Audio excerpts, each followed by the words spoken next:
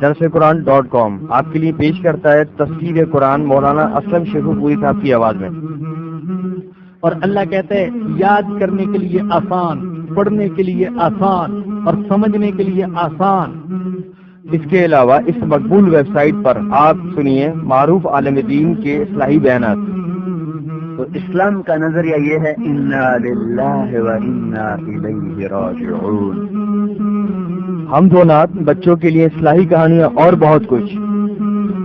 محمد کا روضہ قریب آ رہا ہے، بلندی میں اپنا نصیب آ رہا ہے۔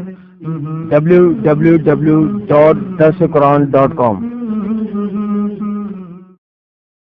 آج ہم نے سورۃ البقرہ کی آیت نمبر 103 سے درس کا آغاز کیا ہے۔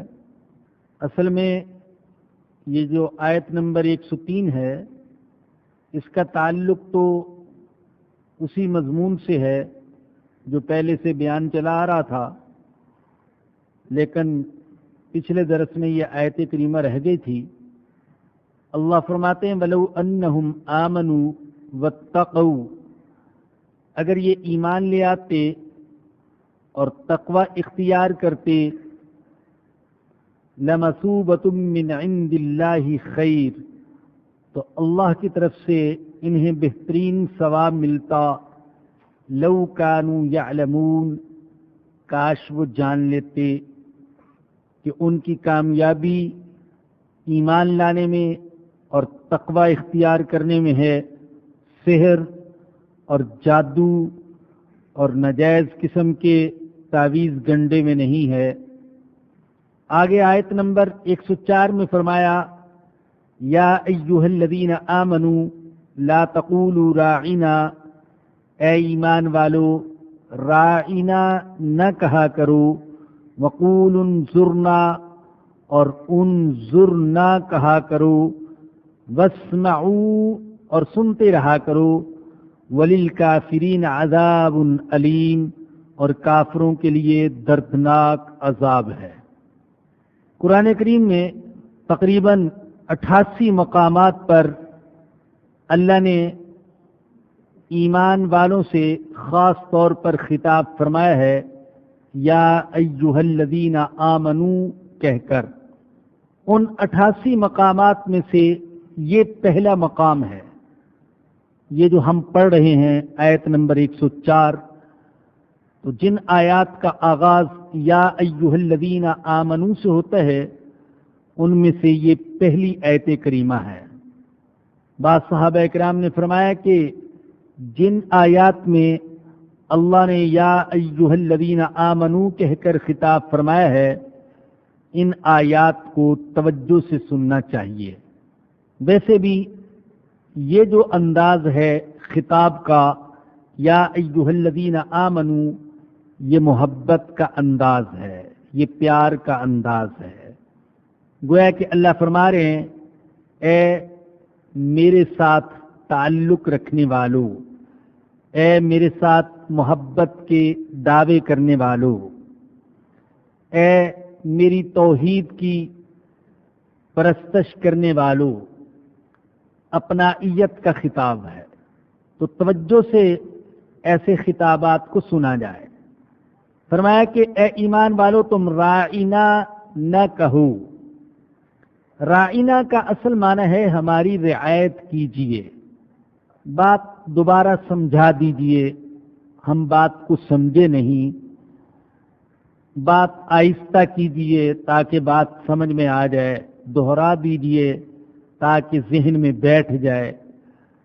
اصل معنی تو یہ ہے، لیکن اگر اسی کو ذرا کھینچ کر پڑھا جائے راعینا، تو دوسری لغت کے مطابق اس کا معنی بن جاتا ہے اے جاہل، اے احمق، معاذ اللہ۔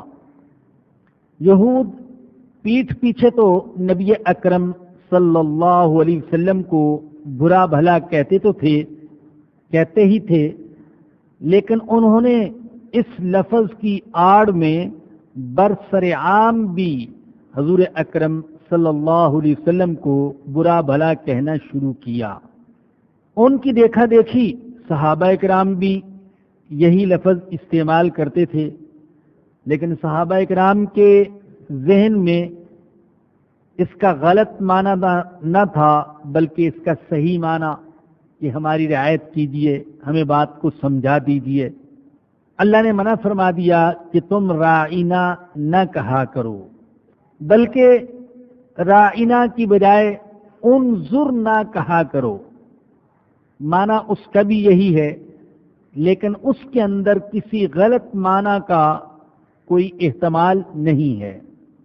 بتانا یہ مقصود ہے کہ یہود کے دل میں اسلام کا، مسلمانوں کا، پیغمبر اسلام کا کتنا بغض ہے کہ وہ اذیت کا اور بے ادبی کا اور توہین کا کوئی موقع ہاتھ سے نہیں جانے دیتے۔ اس سے علماء نے ایک مسئلہ تو یہ اخذ کیا کہ اگر کوئی فعل فی ذاتی ہی جائز ہو، لیکن اس کی وجہ سے دوسروں کے ناجائز کام میں مبتلا ہونے کا خطرہ ہو، تو جائز کام سے بھی احتراز کرنا چاہیے۔ اور اسے فقہا کی اصطلاح میں کہا جاتا ہے سد ذریعہ۔ ذریعہ کا راستہ بند کرنا، ذریعے کو بند کرنا، یعنی ایسا ذریعہ جو ناجائز تک لے جانے والا ہو، جو حرام تک لے جانے والا ہو، اگرچہ وہ خود جائز ہے، لیکن حرام سے بچنے کے لیے ہم اس ذریعے کو، اس راستے کو، اس سبب کو بھی ناجائز قرار دے دیں گے۔ اس کی ایک مثال حضور اکرم صلی اللہ علیہ وسلم کی سیرت سے یہ سمجھ میں آتی ہے کہ آپ جانتے ہیں کہ اصل میں تو جو حتیم کی جگہ ہے، کعبہ کے ساتھ چھوٹی ہوئی جگہ حتیم، یہ بیت اللہ کا حصہ ہے۔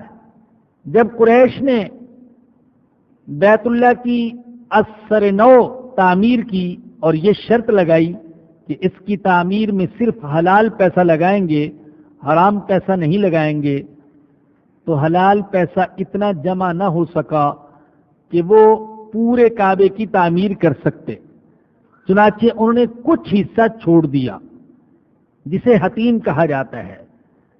لیکن حضرت ابراہیم علیہ السلام کے زمانے میں کعبے کی جو عمارت تھی تو حتیم بھی اس میں شامل تھا۔ سیدہ عائشہ رضی اللہ عنہ فرماتی ہیں ایک دفعہ نبی اکرم صلی اللہ علیہ وسلم نے مجھ سے فرمایا، عائشہ میرا دل یہ چاہتا ہے کہ حتیم کو بھی کعبے میں شامل کر دوں، تاکہ کعبے کی وہی عمارت کھڑی ہو جائے جو میرے جد امجد سیدنا ابراہیم علیہ السلام کے دور میں تھی، لیکن میں تیری قوم کے فتنے میں مبتلا ہونے سے ڈرتا ہوں، اس لیے کہ یہ نئے نئے مسلمان ہوئے ہیں، کہیں یہ نہ سوچیں کہ میں نے ان کے کعبے ہی کو بدل دیا ہے۔ اب یہ ایک جائز کام تھا کہ حتیم کو کعبے میں شامل کیا جائے، لیکن حضور نے اس لیے اس کو شامل نہیں کیا تاکہ قوم فتنے میں مبتلا نہ ہو جائے اور بعض کمزور ایمان والے اسلام سے برگشتہ اور مرتد نہ ہو جائیں۔ لیکن اللہ پاک کے ہر کام میں کوئی نہ کوئی حکمت ہوتی ہے۔ یہ جو حصہ کعبے سے باہر رہ گیا تو میں کبھی کبھی سوچتا ہوں کہ اللہ پاک کی کتنی بڑی حکمت ہے کہ ہمارے جیسے کمزور کعبے میں تو داخل نہیں ہو سکتے، لیکن حتیم میں ہم بھی داخل ہو سکتے ہیں۔ تو حتیم میں داخل ہوئے تو گویا کہ کعبہ میں داخل ہو گئے۔ تو اگر ہمارے صدر صاحب دعویٰ کر سکتے ہیں کہ میں کعبے میں 4 دفعہ داخل ہوا ہوں، تو الحمدللہ ہم بھی دعویٰ کر سکتے ہیں کہ ہم کعبہ میں 4 دفعہ سے زیادہ داخل ہوئے ہیں، الحمدللہ۔ اور اللہ نے وہاں خوب مانگنے کی توفیق عطا فرمائی۔ تو اللہ پاک کے ہر کام میں کوئی نہ کوئی حکمت ہوتی ہے۔ اللہ نے اس حصے کو شاید ہمارے جیسے ضعیفوں ہی کے لیے کعبے سے باہر ہی رہنے دیا۔ تو ایک مسئلہ علماء کرام نے اس آیت کریمہ سے یہ اخذ کیا کہ بعض جائز چیزوں کو سد ذریعہ کے طور پر ناجائز قرار دیا جاتا ہے۔ دوسرا مسئلہ یہاں سے یہ ثابت کیا گیا، امام ابن کثیر رحمۃ اللہ علیہ نے فرمایا کہ کفار کے ساتھ قولاً اور عملاً تشبہ ممنوع ہے۔ کفار کی مشابہت اختیار کرنا، خواہ قول سے ہو یا عمل سے ہو، یہ ممنوع ہے۔ مگر یہاں یہ بات یاد رکھیں کہ کفار کے ساتھ جو تشبہ یا مشابہت ہے، ایک تو ہے نجائز کاموں میں، یہ تو ویسے ہی حرام ہے۔ دوسری ہے مشابہت ایسے کاموں میں جو کہ جائز ہے۔ اگر کوئی شخص اس لیے مشابہت اختیار کرتا ہے کہ وہ کافروں جیسا نظر آئے تو یہ حرام ہے، اور اگر ویسے کسی بات میں مشابہت ہو جائے تو یہ حرام نہیں ہے۔ لیکن عمدن احساس کمتری کا شکار ہو کر اپنا قول، اپنا عمل، اپنی صورت، اپنی سیرت، اپنا لباس، اپنی رسمیں، اپنے رواج، اپنی شادی، اپنی غمی، اپنا اٹھنا بیٹھنا، کھانے پینے کا طریقہ، یہ ایسا اختیار کرنا جو کافروں والا ہو تاکہ لوگ مجھے انہی جیسا سمجھیں، یہ حرام ہے۔ ان جیسا نظر آنے کی کوشش کرے۔ انگریزی زبان حرام نہیں ہے، بلکہ بعض اوقات تو انگریزی کا سیکھنا فرض ہوگا، فرض۔ آج کل ہم جتنا بھی انکار کریں، بہرحال وہ ایک بین الاقوامی زبان ہے، اور ہماری سستی، کمزوری کی وجہ سے بہت سے علوم و فنون وہ اب انگریزی زبان میں پائے جاتے ہیں، ہماری زبان میں نہیں ہے۔ تو ان کو سیکھنے کے لیے انگریزی زبان کا سیکھنا ضروری۔ اسی طریقے سے بین الاقوامی سطح پر دین کی دعوت دینے کے لیے انگریزی کا سیکھنا ضروری۔ ان کی سازشوں سے بچنے کے لیے انگریزی کا سیکھنا ضروری ہے۔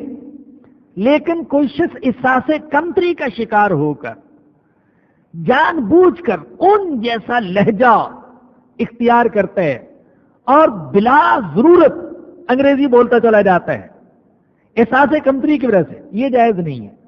جیسے ہم میں سے بہت سے ایسے کرتے ہیں، وہ ہمارے جیسے لوگوں کے ساتھ بھی انگریزی بولنے کی کوشش کرتے ہیں جن کو انگریزی کا کوئی لفظ آتا ہی نہیں ہے، روب جھاڑنے کے لیے۔ آدھا اردو ہوتا ہے اور آدھی سے زیادہ انگلش، جس کی کوئی ضرورت نہیں ہوتی، تکلف کرتے ہیں، لہجہ بھی ان جیسا کا، الفاظ بھی ان جیسے، محض اپنا روب جھاڑنے کے لیے اور احساس کمتری کی وجہ سے، یہ ناجائز۔ ایک شخص کوٹ پتلون پہنتے ہے کسی جگہ مجبوری کی بنا پر، بشرطے کہ ناجائز سے بچے۔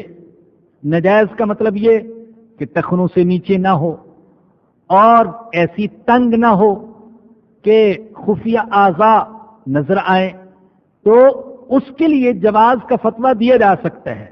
لیکن ایک شخص کوٹ پتلون پہنتے ہیں محض احساس کمتری کی وجہ سے اور ان جیسا نظر آنے کے لیے، تو یہ غلط۔ اسی طریقے سے ہندوؤں کی بعض رسمیں ہیں، مثلا وہ زنار ڈالتے ہیں گلے میں۔ زنار کیا ہے؟ ایک ہار ہے، تو ہار تو گلے میں ڈالا جا سکتا ہے، لیکن یہ زنار کو ڈالتے ہیں محض اس لیے تاکہ میں ہندوؤں جیسا نظر آؤں۔ تو کافروں کی شکل و صورت بھی اس کو اچھی لگتی ہے، ان کا لباس بھی اچھا لگتا ہے، ان کا کھانے پینے کا انداز بھی اچھا لگتا ہے۔ تو اگر یہ چیز ہے تو پھر ایمان کی فکر کیجیے۔ مشابہت ہو جائے بلا قصد، بلا ارادے کے، تو یہ اتنی خطرناک بات نہیں، لیکن جان بوجھ کر ان جیسا بننے کی کوشش کرنا یہ غلط۔ اللہ نے فرمایا کہ اے ایمان والو، تم کافروں جیسا لفظ بھی نہ بولو۔ وہ رائنا کہتے ہیں، تم انظرنا کہو۔ اس لفظ کو انہوں نے اپنی پہچان بنا لیا، تم اس لفظ ہی کو چھوڑ دو، تم اس کی بجائے انظرنا کہہ لو۔ عربی زبان تو بڑی وسیع زبان ہے، ایک ایک لفظ کے لیے، ایک ایک معنی کے لیے سینکڑوں الفاظ ہیں، تو تم کوئی اور لفظ بول لو۔ لا تقولوا راعنا وقولوا انظرنا۔ تیسری بات جو اس آیت کریمہ سے سمجھ میں آئی وہ نبی اکرم صلی اللہ علیہ وسلم کا ادب۔ اللہ نے فرمایا کہ اے ایمان والو، تم ایسا لفظ بھی استعمال نہ کرو جسے کوئی سیاہ دل بے ادبی کے لیے بول سکتا ہے۔ محبت خود آداب محبت سکھا دیتی ہے۔ جب حضور اکرم صلی اللہ علیہ وسلم سے محبت ہوگی تو محبت کے آداب اور حضور کے آداب وہ بھی خود بخود سمجھ میں آ جائیں گے۔ جیسے کہ صحابہ اکرام کے دل میں حضور کی محبت تھی تو آداب انہوں نے خود بخود سیکھ لیے تھے۔ حدیبیہ میں آپ سن چکے، جب صلح نامہ لکھا گیا اور حضرت علی کرم اللہ وجہہ نے لکھا ھذا ما کاتب علیہ محمد الرسول اللہ صلی اللہ علیہ وسلم، یہ لکھا، اور کفار نے رسول اللہ کے الفاظ پر اعتراض کیا تو حضور نے حضرت علی سے کہا علی رسول اللہ کے الفاظ کاٹ دو، میں جنگ نہیں کرنا چاہتا۔ حضرت علی رضی اللہ عنہ نے کہا نہیں، میری جرت نہیں ہے کہ میں رسول اللہ کے الفاظ کو کاٹوں، میرا قلم یہ الفاظ لکھ تو سکتا ہے، کاٹ نہیں سکتا۔ یہ جو حضرت علی نے فرمایا معاذ اللہ، بے ادبی کی وجہ سے نہیں، ادب کی وجہ سے، حضور کے حکم کی تعمیل سے انکار نہیں کر رہے تھے، لیکن ان کا دل گوارا نہیں کر رہا تھا کہ میں رسول اللہ کے الفاظ کاٹ دوں۔ ایک دفعہ حضرت ابوبکر صدیق رضی اللہ عنہ سے سوال کیا گیا، بعض نے اور صحابہ کے نام بھی لکھے ہیں۔ حضرت ابوبکر جو تھے وہ عمر میں نبی اکرم صلی اللہ علیہ وسلم سے کچھ بڑے تھے۔ کسی نے سوال کیا انت اکبر او رسول اللہ، اے ابو بکر آپ بڑے ہیں یا کہ رسول اللہ؟ یہ سوال کیا، اکبر کا لفظ بولا۔ عربی زبان میں اکبر بڑے کو کہتے ہیں، آپ اذان میں سنتے ہیں اللہ اکبر، اللہ سب سے بڑا۔ اکبر بزرگ کو کہتے ہیں، بڑے کو کہتے ہیں، لیکن خواہ وہ بڑا ہو عمر کے اعتبار سے، خواہ وہ بڑا ہو علم کے اعتبار سے، اور خواہ وہ بڑا ہو مرتبے کے اعتبار سے۔ اب اگر حضرت ابو بکر کہتے ہیں انا اکبر، میں بڑا ہوں، تو جہاں اس میں یہ آتا کہ عمر کے اعتبار سے میں بڑا ہوں، تو وہاں یہ بات بھی تھی، یہ پہلو بھی تھا کہ میں مرتبے کے اعتبار سے بھی بڑا ہوں۔ ایک شائبہ تھا اس کا، تو حضرت ابو بکر رضی اللہ عنہ نے جو جواب دیا قال رسول اللہ صلی اللہ علیہ وسلم اکبر منی وانا اسن منہ، اکبر مجھ سے وہ ہے اور اسن عمر کے اعتبار سے بڑا میں ہوں۔ وہ اکبر ہیں، اکبر یعنی علم، عمل، مقام اور مرتبے کے اعتبار سے وہ مجھ سے بڑے ہیں، ہاں میں ان سے زیادہ سن والا ہوں، زیادہ عمر والا ہوں۔ وَأَنَا أَسَنُّ مِنْهُ، تو وہ لفظ بھی نہ بولا جس میں احتمال نکلتا تھا حضور کے مقابلے میں اپنی بڑائی کا، ادب کی وجہ سے۔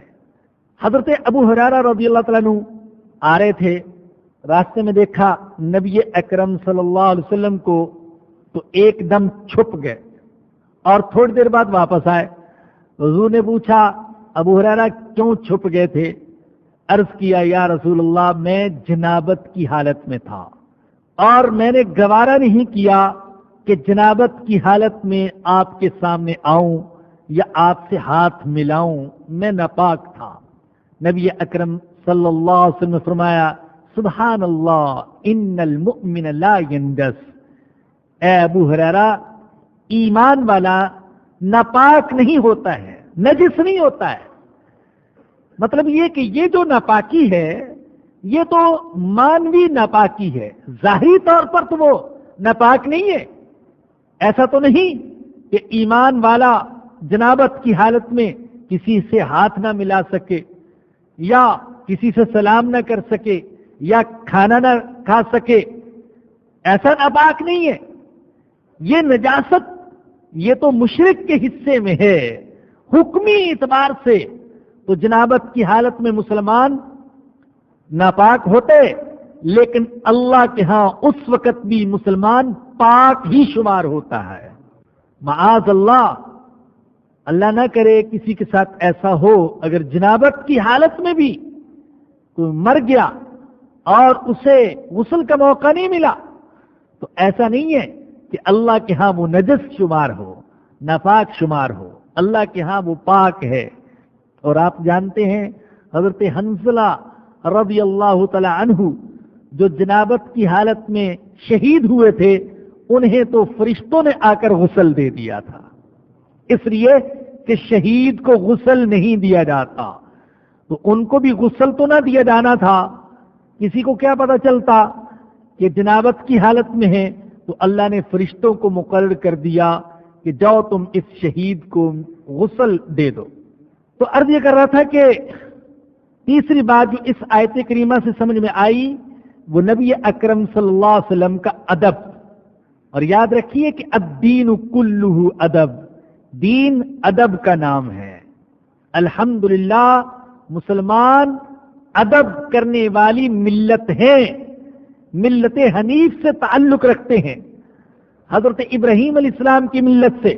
اور اس میں آداب ہی آداب، اللہ کے آداب، اللہ کے نبیوں کے آداب، اللہ کی کتابوں کے آداب، اللہ کے گھروں کے آداب، بڑوں کے آداب، علماء کے آداب، صلحاء کے آداب، والدین کے آداب. آداب پر مستقل کتابیں لکھی گئی ہیں. کھانے کے آداب، پینے کے آداب، راستے میں چلنے کے آداب، بیٹھنے کے آداب، سفر کرنے کے آداب. تو آداب ہی آداب ہیں. بے ادبی اور گستاخی تو ان غیر مسلموں کے حصے میں آئی جو اللہ کی کتابوں کا بھی ادب نہیں کرتے اور اللہ کے نبیوں کا بھی ادب نہیں کرتے. حاشا وکلا، کہیں بھی ہمارے دل میں کسی بھی نبی اور خاص طور پر سید الانبیاء صلی اللہ علیہ وسلم کے بارے میں بے ادبی کا کوئی پہلو نہ آئے. فرمایا کہ یا ایھا الذین آمنوا لا تقولوا راعنا، اے ایمان والو راعنا نہ کہا کرو اور انظرنا کہا کرو، واسمعوا اور سنتے رہا کرو. میرے نبی کی باتیں سنا کرو عمل کی نیت سے. وللکافرین عذاب علیم، اور کافروں کے لیے دردناک عذاب ہے. ما یود الذین کفروا من اہل الکتاب ولا المشرکین، جو لوگ کافر ہیں خواہ وہ اہل کتاب میں سے ہوں یا وہ مشرکین میں سے ہوں، وہ پسند نہیں کرتے ان ينزل علیکم من خیر من ربکم، کہ تمہارے اوپر تمہارے رب کی طرف سے کوئی بھی خیر نازل کی جائے. کافر پسند نہیں کرتے کہ تمہیں کوئی بھی خیر ملے، خواہ وہ روحانی خیر ہو اور خواہ وہ مادی خیر ہو، دینی خیر ہو یا دنیاوی خیر ہو. کافر اس کو پسند نہیں کرتے. اہل کتاب تو ان لوگوں کو کہا جاتا ہے جو آسمانی کتاب رکھتے تھے اور سلسلہ نبوت کو اور اللہ کو اور قیامت کے دن کو ماننے والے تھے. اور مشرکین ان کو کہتے تھے جو توحید اور وحی کا انکار کرنے والے، بتوں اور دیوتاؤں اور دیویوں کی پرستش کرنے والے. فرمایا کہ یہ پسند نہیں کرتے کہ تمہیں کوئی خیر حاصل ہو. واللہ یختص برحمتہ من یشاء، اور اللہ خاص کر لیتے اپنی رحمت کے ساتھ جسے چاہتا ہے. واللہ ذو الفضل العظیم، اور اللہ بڑے فضل والا ہے.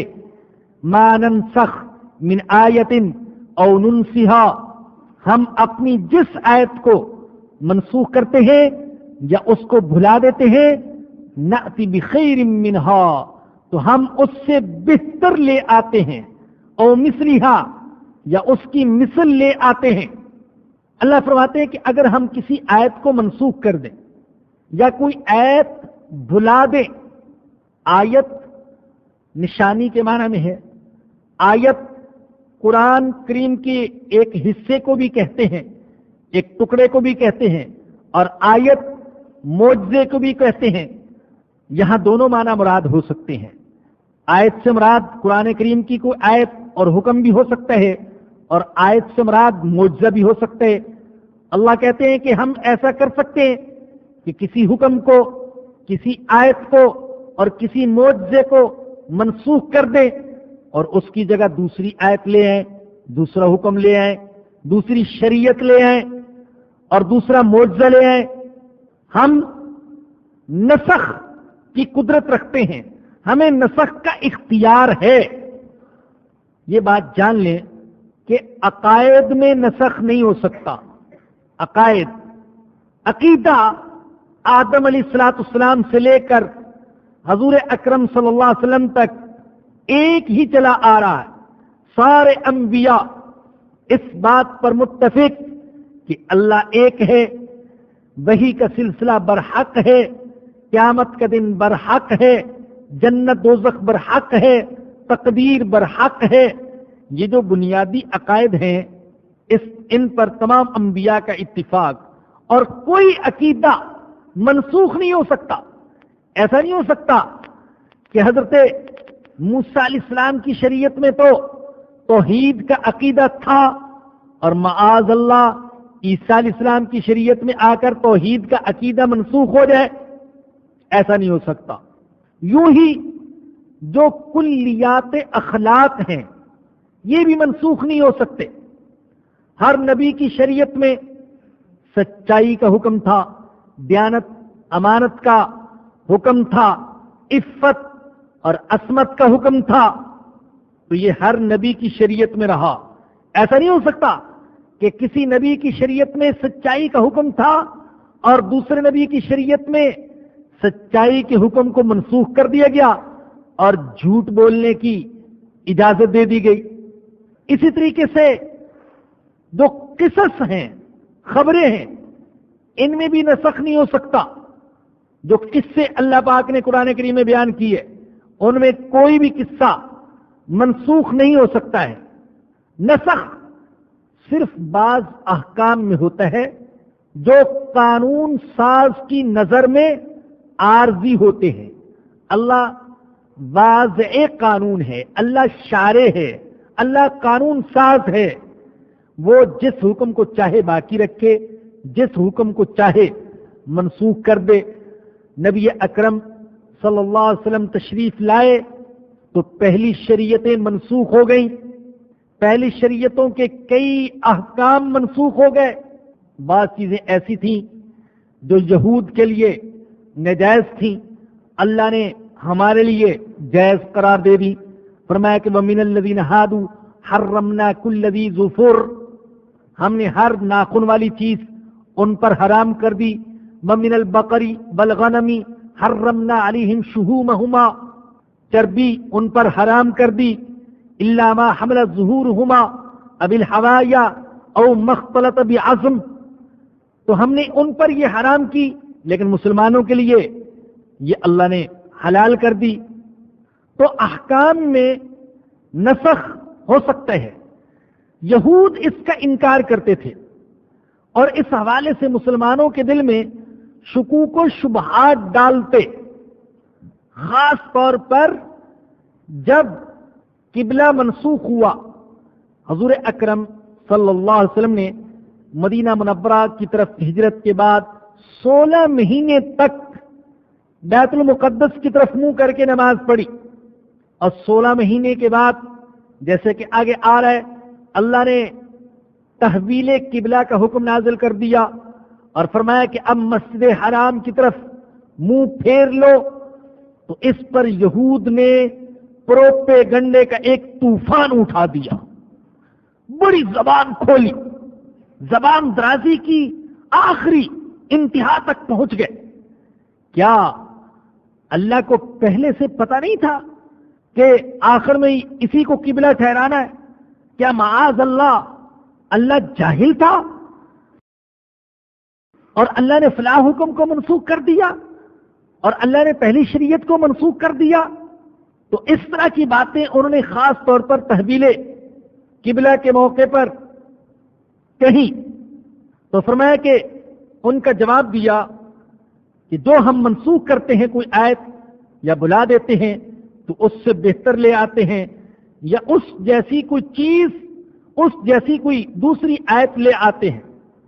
بعض اوقات ایک ماہر طبیب اپنے مریض کی حالت کو دیکھتے ہوئے ایک دوا تجویز کرتے ہیں، کچھ دنوں کے بعد دوسری دوا تجویز کرتے ہیں، اور پھر ایک اور دوا تجویز کر دیتے ہیں. تو اس کی وجہ سے کوئی شخص یہ نہیں کہتا کہ یہ طبیب بڑا جاہل ہے، پہلے ہی سے اس نے یہ آخری نسخہ کیوں نہ تجویز کیا. وہ تو مریض کی حالت کو دیکھتے، اس کے مطابق نسخہ بدلتا رہتے ہیں. دیکھیے یہ نسخ ایک تو پہلی شریعتوں کے اعتبار سے ہوا، شریعت حضرت ابراہیم علیہ السلام کی اور حضرت موسیٰ علیہ السلام کی اور حضرت عیسیٰ علیہ السلام کی اور شریعت اسلامیہ یہ اور شریعت کے احکام مختلف. اللہ نے یہ احکام بدلے.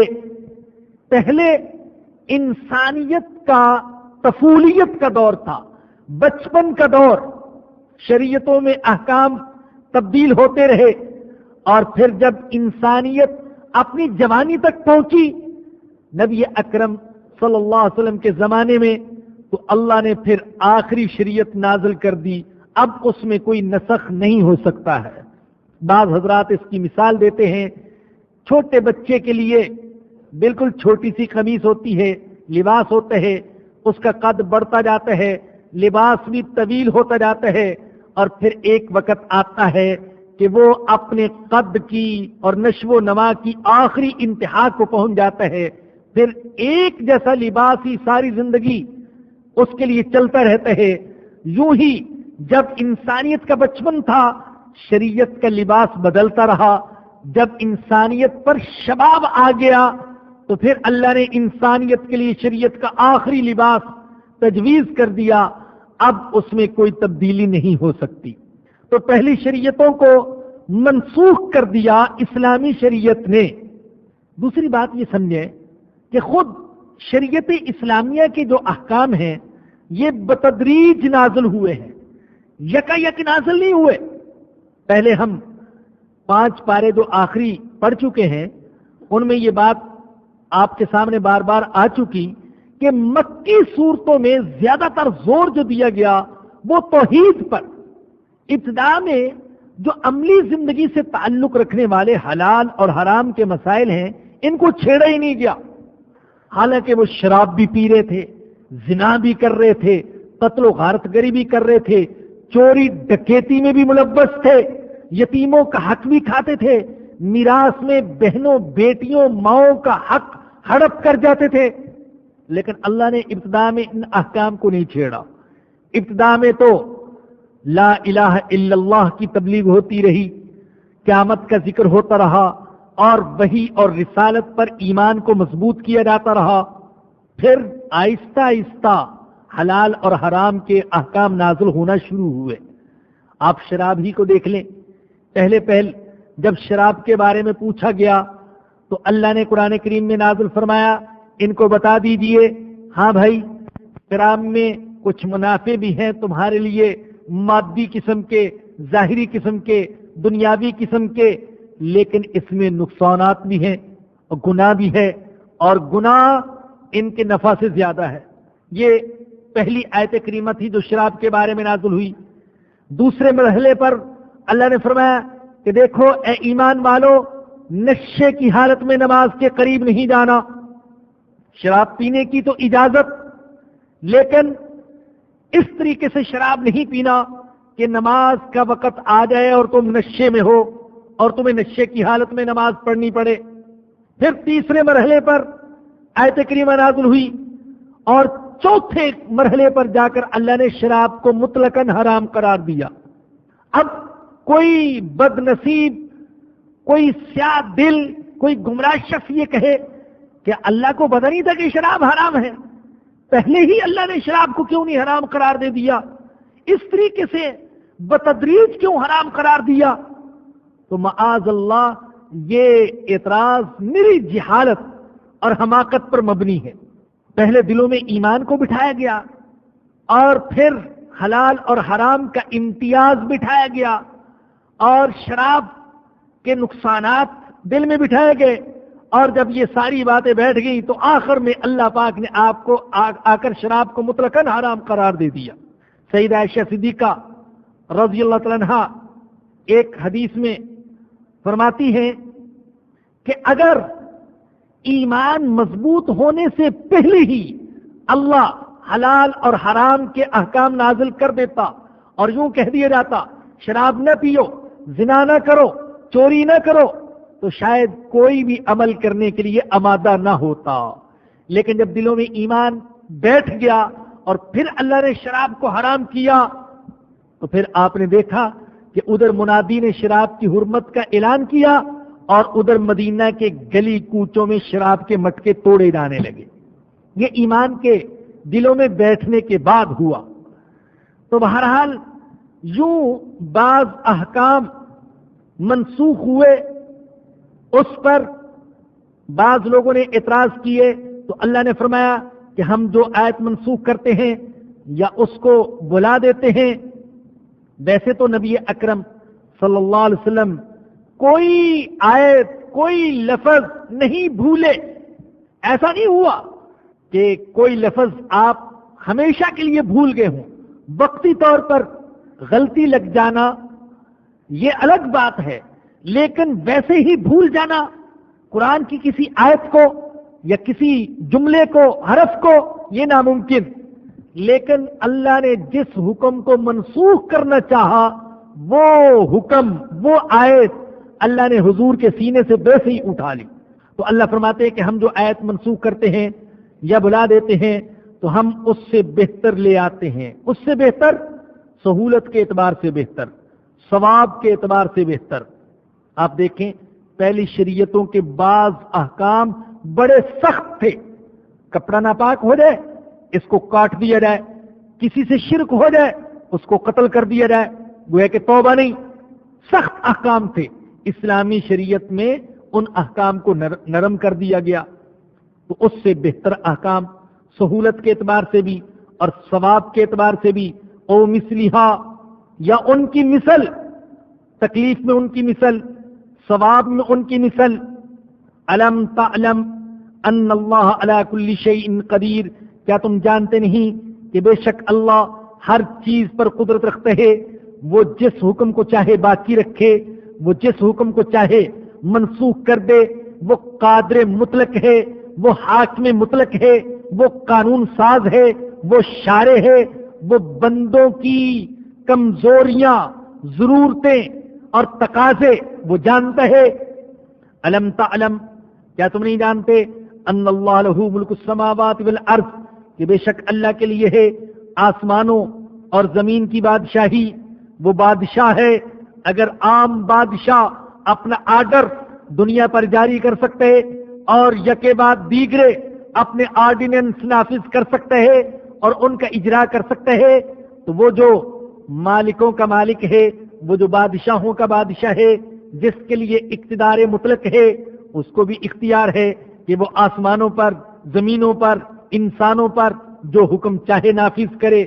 وَمَا لَكُم مِّن دُونِ اللَّهِ مِن وَلِيٍّ وَلَا نَصِيرٍ، اور تمہارے لیے اللہ کے سوا نہ کوئی سرپرست ہے، نہ کوئی دوست اور نہ کوئی مددگار۔ ام تريدون ان تسألوا رسولكم كما سئل موسى من قبل، کیا تم یہ چاہتے ہو کہ تم اپنے رسول سے سوال کرو جیسا کہ موسیٰ علیہ السلام سے سوال کیے گئے اس سے پہلے؟ اللہ ایمان والوں سے خطاب کر رہے ہیں۔ بعض اوقات یہود مسلمانوں کو اکساتے رہتے تھے کہ تم حضور سے یہ سوال کرو، حضور سے یہ سوال کرو۔ یہود اہل علم سمجھے جاتے تھے اور تھا ان میں سے بعض کے پاس علم، پہلی کتابیں پڑھے ہوئے تھے۔ مشرکین ان کے مقابلے میں اپنے آپ کو جاہل اور کم علم سمجھتے تھے۔ بعض اوقات مشرکوں کو اکساتے، جاؤ حضور سے سوال کرو۔ بعض اوقات مسلمانوں سے کہتے اپنے نبی سے یہ پوچھو، جیسے سورہ کہف کے شان نزول میں آتا ہے کہ انہوں نے کہا کہ مشرکوں سے کہا کہ اس نبی سے جا کر سوال پوچھو روح کی حقیقت کیا ہے، ذوالقرنین کون تھا اور اصحاب کہف کون تھے، یہ 3 سوال کیے اور نبی اکرم صلی اللہ علیہ وسلم نے پھر قرآن کی روشنی میں ان کے جوابات دیے۔ لیکن اللہ نے اس بات کو پسند نہیں کیا کہ یوں بلا ضرورت سوال کیے جائیں، اور خود پہلے آپ سن چکے اللہ کے نبی نے فرمایا کہ کیلو کال اور کثرت سوال یہ اچھی چیز نہیں ہے، بہت زیادہ سوالات کرنا۔ اللہ فرماتے ہیں کہ کیا تم چاہتے ہو کہ اپنے رسول سے سوال کرو جیسے کہ موسیٰ علیہ السلام سے سوال کیے گئے؟ اس سے پہلے آپ اگر کبھی بائبل اٹھا کر دیکھیں تو بائبل یہودیوں کے گستاخانہ سوالات اور بیہودہ فرمائشوں سے بھری پڑی ہے۔ خود قرآن نے ان کے بعد سوالات نقل کیے۔ پہلے تو آپ سن چکے، جب ان کو گائے ذبح کرنے کا حکم دیا گیا تو پوچھنے لگے وہ گائے کیسی ہو، اس کی عمر کیسی ہو، اس کا رنگ کیسا ہو، اس کی صفات کیسی ہوں، اس کی خصوصیات، اس کی عادات کیسی ہوں، یہ سوالات کرتے رہے۔ اسی طریقے سے حضرت موسیٰ علیہ السلام سے سوال کرنے لگے هل يستطيع ربك ان ينزل علينا مائدة من السماء، کیا تیرا رب یہ کر سکتا ہے ہمارے لیے آسمان سے دسترخوان اتارے تاکہ ہمارے ایمان میں اضافہ ہو۔ اس طرح کے اور کئی سوالات انہوں نے کیے تو اللہ فرماتے ہیں کیا تم یہ چاہتے ہو کہ اپنے رسول سے سوال کرو جیسے کہ موسیٰ علیہ السلام سے سوال کیے گئے اس سے پہلے وَمَن يَتَبَدَّلِ الْكُفْرَ بِالْإِيمَانِ فَقَدْ ضَلَّ سَوَاءَ السَّبِيلِ، اور جو کوئی ایمان کے بدلے کفر اختیار کرے گا وہ یقیناً سیدھی راہ سے بھٹک گیا۔ وَدَّ كَثِيرٌ مِّنْ أَهْلِ الْكِتَابِ لَوْ يَرُدُّونَكُم مِّن بَعْدِ إِيمَانِكُمْ كُفَّارًا، بہت سے اہل کتاب وہ چاہتے ہیں کہ تمہیں ایمان کے بعد پھر سے کافر بنا دیں۔ توجہ سے سن لیجئے میرے بزرگوں اور دوستوں، میری ماؤں بہنوں اور بیٹیوں، اللہ کہہ رہے، اللہ کا وہ کلام بتا رہے، وہ کلام جو دائمی ہے، جو ہمیشہ کے لیے، جس کے حقائق تازہ ہیں، تازہ۔ اللہ فرما رہے ہیں بہت سے اہل کتاب یہ چاہتے ہیں، یہ تو آپ سن چکے، اہل کتاب یہود کو بھی کہتے ہیں اور اہل کتاب عیسائیوں کو بھی کہتے ہیں۔ اللہ فرماتے ہیں بہت سے اہل کتاب چاہتے ہیں کہ تمہیں ایمان کے بعد پھر سے کافر بنا دیں، حسدا من عند انفسہم، حسد کی وجہ سے جو ان کے دلوں میں ہے، من بعد ما تبین لہم الحق، باوجود کہ ان کے سامنے حق واضح ہو چکا، پھر بھی چاہتے ہیں حسد کی وجہ سے کہ تمہیں کافر بنا دیں۔ کل بھی اہل کتاب یہ چاہتے تھے کہ ایمان والوں کو کافر بنا دیں، آج بھی اہل کتاب جن میں عیسائی پیش ہیں وہ چاہتے ہیں کہ اہل ایمان کو کافر بنا دیں۔ پوری دنیا میں عیسائی مشنریاں پھیلی ہوئی ہیں، ہسپتالوں کے ذریعے سے، سکول کالج کے ذریعے سے عیسائیت کی تبلیغ کرتے ہیں، کتابیں چھاپتے ہیں، بے شمار radio channel, T V channel اور انٹرنیٹ پر بہت ساری ان کی سائٹ وہ عیسائیت کی تبلیغ میں مصروف اور اسلام پر، قرآن پر، مسلمانوں پر، ہمارے آقا، ہماری جان حضور اکرم صلی اللہ علیہ وسلم پر رقیق حملے کرتے ہیں، دلوں میں شکوک و شبہات ڈالتے ہیں، عیسائیت کو پھیلانے کے لیے ہر ممکن طریقہ اختیار کرتے ہیں، دولت بھی، لالچ بھی، خوف بھی، یہاں تک کہ عورت بھی استعمال کرتے ہیں۔ مسلمانوں کو ایمان سے محروم کرنے کے لیے آج ہم سے مطالبہ کیا جا رہا ہے اپنی کتابوں سے عیسائیت کے بارے میں اور یہودیت کے بارے میں مخالفانہ مواد نکال دیا جائے. ہم سے مطالبہ کیا جا رہا ہے. ہم غلام ہیں نا، غلام. ہم محکوم ہیں، ہم مظلوم ہیں، ہم پستی میں ہیں، ہم محتاج ہیں ان کے. تو ہم سے مطالبے منوائے جا رہے ہیں، کیے جا رہے ہیں. اپنی کتابوں سے عیسائیت اور یہودیت کے مخالف مضامین خارج کر دیے جائیں. اس سے نوجوان نسل کے ذہن خراب ہوتے ہیں. لیکن جو اسلام کے خلاف اور عیسائیت کی دعوت کے لیے کروڑوں کتابیں شائع کی جا رہی ہیں، اور ریڈیو مصروف اور ٹی وی مصروف اور انٹرنیٹ، اس کی کوئی فکر نہیں. اور یہ بھی آپ اخبارات میں دیکھ چکے کہ بعض اسلامی ویب سائٹ کو بھی بند کرنے کی کوشش کی جا رہی ہے. نہ معلوم کن کن ابتلاؤں اور کن کن آزمائشوں کا ہمیں سامنا کرنا پڑے گا. عجیب عجیب مطالبات. دینی مدارس سے غیر ملکی طلبہ کو نکال دو، عجیب مطالبہ. اللہ اکبر. ہندوستان نے غیر ملکی طلبہ کے لیے اپنے دروازے کھول دیے. یہاں صرف 1400 غیر ملکی طلبہ جو دین کا علم حاصل کرنے کے لیے آئے. انڈیا میں کم از کم 1 لاکھ طالب علم. ہائے اللہ، کس لیے ملک بنایا تھا؟ آج ہندو تانے دیتا ہے میں نے دروازے کھولے تمہارے طالب علموں کے لیے. پوری دنیا سے جو چاہے طالب علم دین کا علم حاصل کرنے کے لیے آ سکتا ہے. اور شاید آپ کو معلوم ہو، دنیا کا واحد یہ ملک جو مدرسہ بنانے کے لیے غیر سودی قرضہ بھی دیتا ہے. چنانچہ بے تحاشا مدارس قائم ہوئے، اور ان مدارس کی بنیاد پر انڈیا نے OIC میں درخواست دے رکھی ہے کہ ہمیں بھی OIC کا رکن بنایا جائے. اس لیے کہ سب سے زیادہ مدارس ہمارے ہاں، مساجد ہمارے ہاں، مسلمانوں کو آزادی ہمارے ہاں، اور اسلامی ممالک کے پوری دنیا سے طلبہ اور غیر مسلم ممالک کے طلبہ، غیر مسلم ممالک کے مسلم طلبہ ہمارے ہاں. اور اب یہ مطالبہ کہ کتابوں سے ایسا مواد نکال دیا جائے جس کی زد پڑتی ہو عیسائیت پر اور یہودیت پر. تو اللہ بتا رہے یہ چاہتے ہیں کہ تمہیں کافر بنا دے، جبکہ اللہ نے تمہیں ایمان کی عظیم نعمت عطا فرمائی. پوری ساری دنیا اس کوشش میں.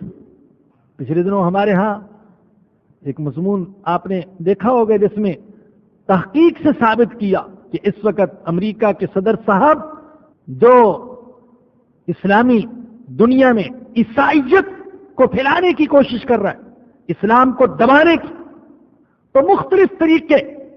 ان کا ایک طریقہ جو اسلامی عقائد کے بارے میں شکوک و شبہات میں مبتلا کرنے اور عیسائیت کی دعوت دینے کا ہے، وہ استشراق کا فتنہ ہے. یہ مستشرقین کون ہیں؟ یہ وہ غیر مسلم ہیں جنہوں نے اسلامی علوم میں مہارت حاصل کی. تفسیر میں مہارت، حدیث میں مہارت، فقہ میں مہارت، سیرت میں مہارت، اسلامی تاریخ میں مہارت.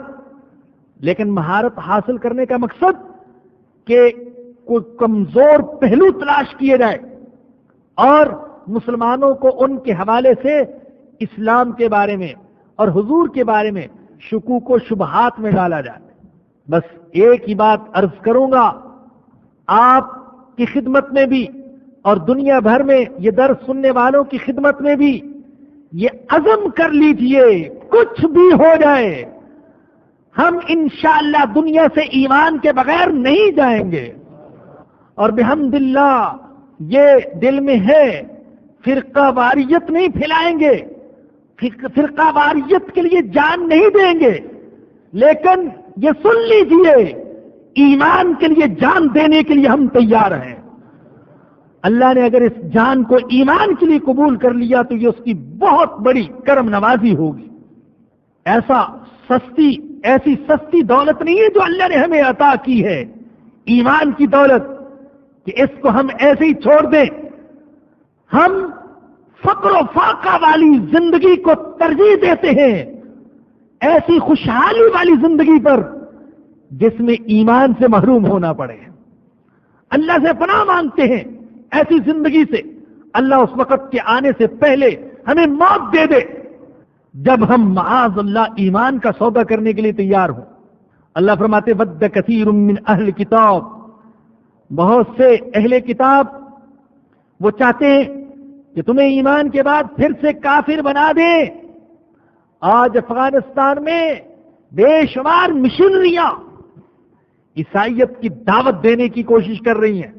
اور ایک بات اور بھی بتا دوں، بسا اوقات اخباروں میں بھی خبریں چھپتی ہیں، بعض رسائل میں بھی دیکھ لیتے ہیں ہم، کتابیں بھی ہیں جن میں پتہ چلتا ہے فلاں ملک میں 1 لاکھ مسلمان عیسائی ہو گئے، فلاں ملک میں 2 لاکھ مسلمان عیسائی ہو گئے.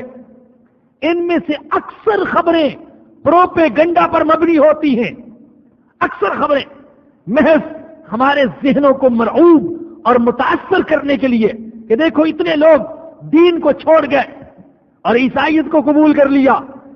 عیسائیت کے اندر اتنی کشش نہیں ہے کہ کوئی غریب سے غریب مسلمان بھی جو ایمان کی تھوڑی سی بھی قدر جانتا ہو وہ عیسائیت قبول کر سکے. نہیں ہے اس کے اندر اتنی کشش. عیسائیت میں تو خود عیسائیوں کے لیے اب کوئی کشش نہیں ہے. یہ جو آپ عیسائی سنتے ہیں اتنے کروڑ ہیں اور اتنے ارب ہیں، ان میں سے اکثر خانہ پوری کے عیسائی ہیں، رجسٹروں میں عیسائی ہیں. جو عیسائیت کو باقی سمجھنے والے وہ بہت کم.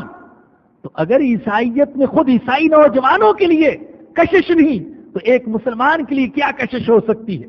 بہرحال ضرورت اس بات کی اگر وہ عیسائیت کو پھیلانے کی اور ہمیں ایمان سے محروم رکھنے کی کوشش کرتے ہیں تو ہم ایمان کو پھیلانے کی کوشش کریں اور انشاءاللہ کریں گے.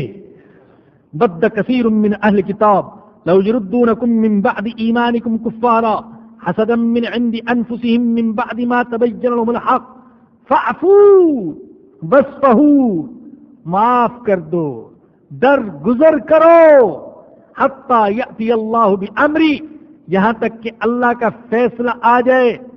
اللہ کی مدد کا انتظار کرو، اللہ کے حکم کا انتظار کرو. ان کی شرارتوں سے اور ان کی خباثتوں سے درگزر کرتے رہو. ان اللہ علی کل شیء قدیر، بے شک اللہ ہر چیز پر قدرت رکھتے ہیں. وَأَقِيمُوا الصَّلَاةَ وَآتُوا الزَّكَاةَ، اللہ کہتے ہیں غیر مسلموں سے لڑنے جھگڑنے کی بجائے اور بحث میں وقت ضائع کرنے کی بجائے ایسا کام کرو ایمان والو جس سے ایمان بھی مضبوط ہو اور تمہاری جماعت بھی مضبوط ہو. اور وہ کام کیا ہے؟ 2 کام ہیں، ایک اقامت صلاۃ اور دوسرا ایتاء زکات. نماز قائم کرو اور زکات دو. نماز اور زکات کو پورے قرآن میں اللہ نے دین کی بنیاد قرار دیا ہے اور پورے قرآن میں اللہ نے نماز اور زکات کو اکثر اکٹھے ذکر کیا ہے. جب یہ 2 چیزیں ہوں گی مسلمانوں میں تو انہیں قوت و طاقت حاصل ہوگی، اجتماعیت آئے گی ان کے اندر، اتحاد آئے گا، اتفاق آئے گا، روحانیت آئے گی، اللہ کی مدد آئے گی. ایک نماز قائم کرنا اور دوسرا زکات دینا. فرمایا کہ وَأَقِيمُوا الصَّلَاةَ وَآتُوا الزَّكَاةَ، نماز قائم کرو اور زکات دو. جب کبھی ایسے حالات پیش آئے کہ ابھی جہاد کا موقع نہیں تھا، جہاد والے حالات نہیں تھے، لیکن مسلمان نوجوانوں کے دل میں جوش اٹھتا تھا کہ ہمیں جہاد کی اجازت دی جائے، ہم کفار کی زیادتیوں کا بدلہ لیں، تو اللہ یہی حکم دیتا رہا، ارے ابھی ٹھہر جاؤ، ابھی نماز قائم کرتے رہو، زکات دیتے رہو. کفو ایدیکم واقیموا الصلاۃ وآتوا الزکاۃ، نماز قائم کرتے رہو، زکات دیتے رہو.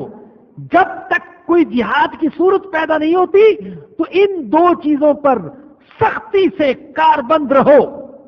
وَأَقِيمُوا الصَّلَاةَ وَآتُوا الزَّكَاةَ وَمَا تُقَدِّمُوا لِأَنفُسِكُم مِّن خَيْرٍ، اور جو خیر بھی تم اپنے لیے آگے روانہ کرو گے تجدوہ عند اللہ، اسے اللہ کے ہاں موجود پاؤ گے.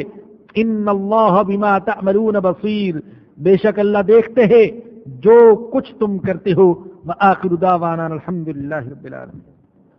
الحمد للہ رب العالمین والصلاة والسلام علی سید الانبیاء والمرسلین. ربنا ظلمنا انفسنا وإن لم تغفر لنا وترحمنا لنكونن من الخاسرین. یا رحمان یا رحیم رحم فرما، یا کریم کرم فرما، یا عفو یا غفار معاف فرما، یا ستار ہمارے گناہوں پر پردہ ڈال دے. اللہ دنیا کی ذلت سے بھی بچا لینا، اللہ آخرت کی ذلت سے بھی بچا لینا. یا تواب ہماری توبہ قبول فرما، یا رزاق ہمیں رزق عطا فرما، یا غنی ہم سب فقیر ہیں تو ہمیں غنا عطا فرما، یا معز ہمیں تو عزت عطا فرما، یا رقیب یا حفیظ تو ہماری حفاظت فرما. اللہ تو ہماری حفاظت فرما. یا ذل جلال والاکرام تو حفاظت فرما. نفس سے، شیطان سے، چوروں سے، ڈاکوؤں سے، حاسدوں سے، شرپسندوں سے، دہشت گردوں سے اللہ ہماری حفاظت فرما. ہماری حفاظت فرما، ہمارے اہل و عیال کی حفاظت فرما. اللہ کرم فرما، اللہ رحم فرما. اللہ ہم سب بیمار ہیں، ہمارے اہل و عیال متعلقین بیمار ہیں، جسمانی بیماریاں، روحانی بیماریاں. اے اللہ تو ان سب سے شفا عطا فرما. اے اللہ جن احباب نے دعاؤں کی درخواست کی ہے، جن بچیوں نے، جن ماؤں بہنوں نے دعاؤں کی درخواست کی ہے یہاں سے یا پوری دنیا سے، اے اللہ ان سب کی نیک تمناؤں اور جائز ضروریات کو پورا فرما. اللہ کرم فرما، اللہ رحم فرما، اللہ معاف فرما. اللہ تجھے تیرے رحمان ہونے کا واسطہ، رحیم ہونے کا واسطہ، کریم ہونے کا واسطہ، ذوالجلال والاکرام ہونے کا واسطہ، تجھے تیرے سارے اسماء اور صفات کا واسطہ، جو ہم جانتے ہیں ان کا واسطہ، جو نہیں جانتے ان کا واسطہ. اللہ ہمیں دنیا سے ایمان کے بغیر نہ لے جانا. اللہ ہماری اور ہمارے اہل و عیال کی ایمان کی حفاظت فرمانا. اللہ فتنوں کا دور ہے، کفر کی یلغار کا دور ہے. اللہ تو ہماری حفاظت فرمانا، ایمان کی حفاظت فرمانا. اللہ تو نے یہ جو عظیم نعمت بن مانگے ہمیں عطا کر دی، یا اللہ اس نعمت کی قدر کرنے کی توفیق عطا فرما. اللہ اس ملک کی، اس شہر کی حفاظت فرما، اپنے فضل و کرم سے حفاظت فرما. اللہ یہ ملک، یہ شہر اغیار کی نظروں میں کھٹک رہا ہے، اللہ تو حفاظت فرما. اللہ ہمارے حکمرانوں کو راہ راست پر چلنے کی توفیق عطا فرما. اللہ دلوں کو بدل دے. اللہ دل تیرے ہاتھ میں ہے، اللہ دلوں کو بدل دے. دل میں ایمان کی محبت ڈال دے، ایمان کا نور ڈال دے. اللہ دلوں سے کفر کی، منافقت کی، فسق و فجور کی گندگی نکال دے، اپنے فضل و کرم سے نکال دے. ربنا آتنا فی الدنیا حسنۃ وفی الآخرۃ حسنۃ وقنا عذاب النار. ربنا تقبل منا انک انت السمیع العلیم وتب علینا انک انت التواب الرحیم. صلی اللہ تعالی علی رسولہ وخیر خلقہ سیدنا و مولانا محمد وآلہ وصحبہ واہل بیتہ اجمعین. آمین برحمتک یا ارحم الراحمین.